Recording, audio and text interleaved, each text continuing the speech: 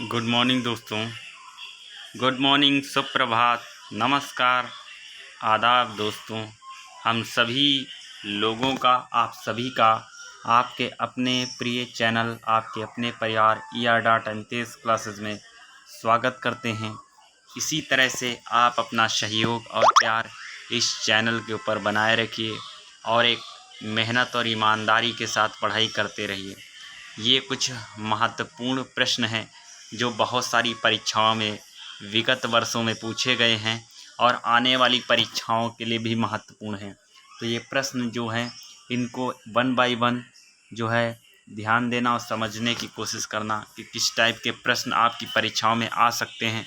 और बहुत ही ज़्यादा महत्वपूर्ण प्रश्न हैं जो पूरी तरह से आने की संभावना व्यक्त की जाती है। इसी सब बातों को लेते हुए दोस्तों, आप एक चीज़ मान के चलिए, संसार में ऐसी कोई भी समस्या नहीं है जो आपके मन से अधिक शक्तिशाली हो।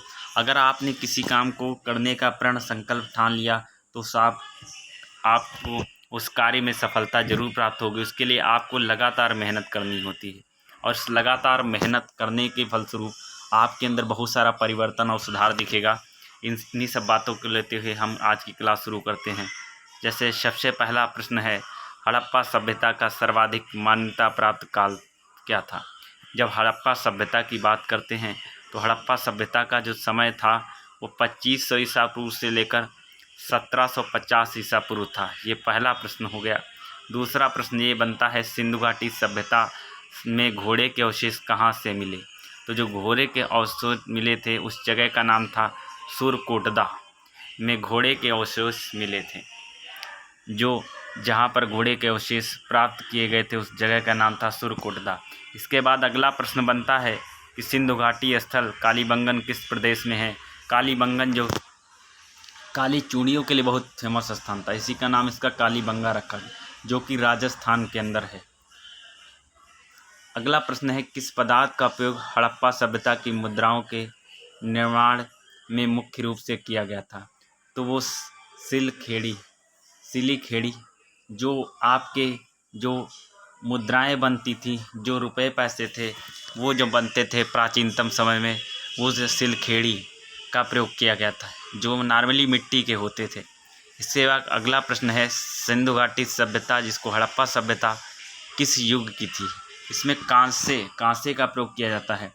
वो इसको कांस्य युगीन सभ्यता भी बोलते हैं किन सिंधु घाटी सभ्यता को।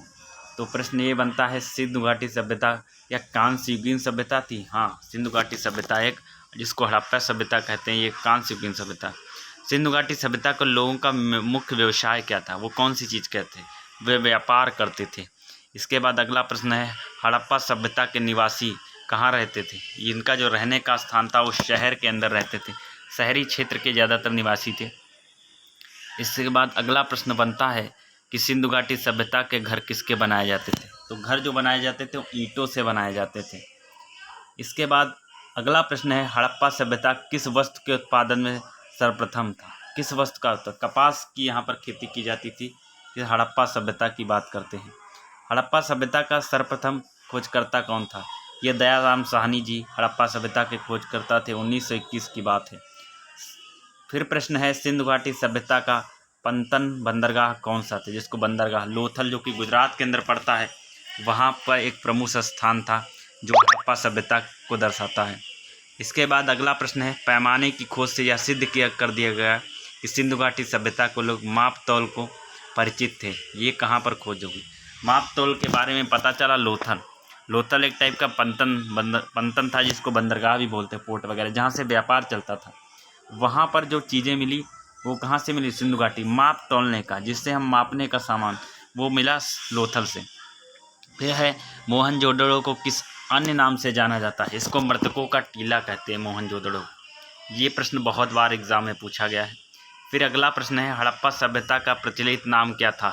सिंधु घाटी सभ्यता भी कहते हैं हड़प्पा सभ्यता को। तो ये लास्ट और अंतिम प्रश्न है आज का। कपास का उत्पादन सर्वप्रथम सिंध क्षेत्र में हुआ, जिसे ग्रीक या यूनान के लोगों ने किस नाम से पुकारा है? इसको नाम का सिंडन नाम से पुकारा था। जो कपास का उत्पादन जो सिंध क्षेत्र में हुआ था, इसीलिए सिंधु से नाम सिंडन बन जाता है। तो इसी तरीके से आप सहयोग अपने परिवार के साथ बनाए रखिए और मेहनत और ईमानदारी के साथ पढ़ाई करते रहिए।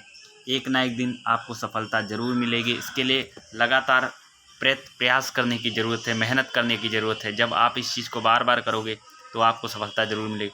इसी सहयोग और प्यार के लिए आप सभी लोगों का बहुत बहुत धन्यवाद। और इसी तरीके से ज़्यादा लोगों तक शेयर करने की कोशिश कीजिए और ज़्यादा से ज़्यादा लोग चैनल को सब्सक्राइब करें और हमारे से जुड़ सकें, जिससे बातचीत कर सकें और ज़्यादा संवाद स्थापित कर सकें। तो इसी के साथ दोस्तों, जय हिंद, जय भारत दोस्तों, वंदे मातरम।